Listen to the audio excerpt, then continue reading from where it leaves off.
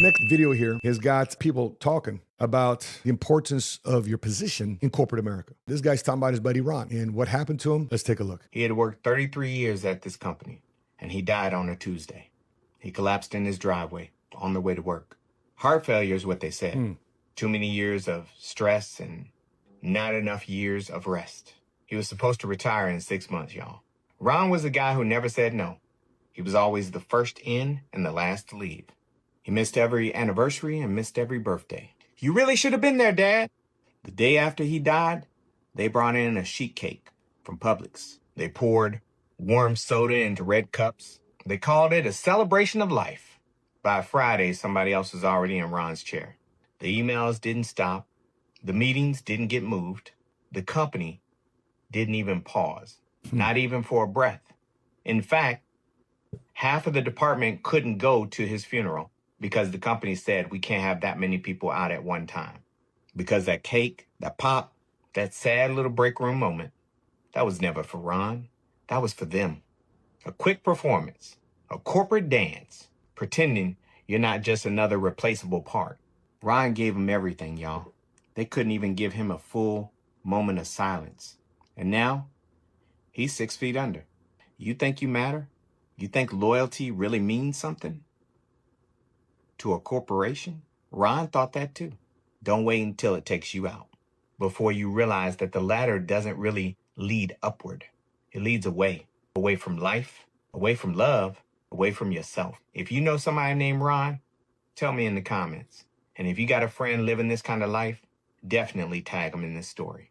I believe it could help them. You think it's going to get any easier anytime soon? Now, the hardest part about what's going on with inflation is that people fear, the government actually fears the opposite. They don't fear inflation go out the roof. What they do fear is deflation. So, Matt, I'm not cut out to be an entrepreneur. I totally get it. Not everybody's meant to be an entrepreneur. What about an intrapreneur, though? Whereas an entrepreneur takes 100% of risk on himself, his credit, his reputation, risk on himself. That's what an entrepreneur does. They risk everything. But an intrapreneur can do the same thing as an entrepreneur in terms of hustle, grind, creating results, but on the entrepreneur's dime with the safety of a job. Not everybody's cut out to be an entrepreneur because there's more to it than just your skill set. There's more to just being a chef, cutting a Coke and a great plate of food. You got to do front of the house, back of the house, food orders, inventory, permits, inspections, so many other things into running a business than actually the skill set of that business. So if you're like Ron, and you work for corporate America, and you sacrifice your birthdays, and you sacrifice your anniversary, which I don't recommend you do, at least get a life insurance policy, because when you're not around, guess who your family has to fill you? Nobody. Corporate America's got somebody to fill you with, but your family? Nobody. When people say they had an unexpected death. Well, when were you expecting death? Of course it is unexpected death. Nobody ever expects to die. It's always in an unexpected death.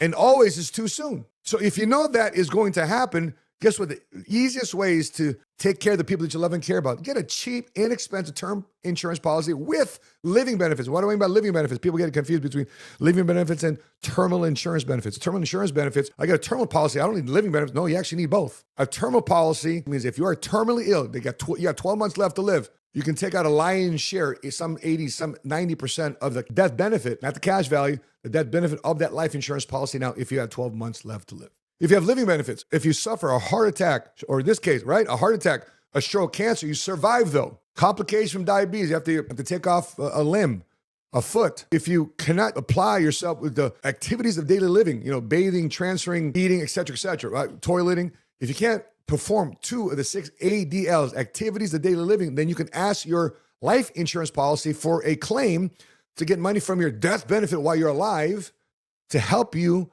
through somebody giving you home health care. So if you know Ron, not only just give him a shout and tag him, but get a life insurance policy. If you haven't done so already, it is so inexpensive to get a 10, 20, 30-year life insurance policy. Potentially down the road, you can convert to a permanent policy, whether a whole life policy, universal life policy, or my favorite, an index universal life policy. So learn from Ron's situation.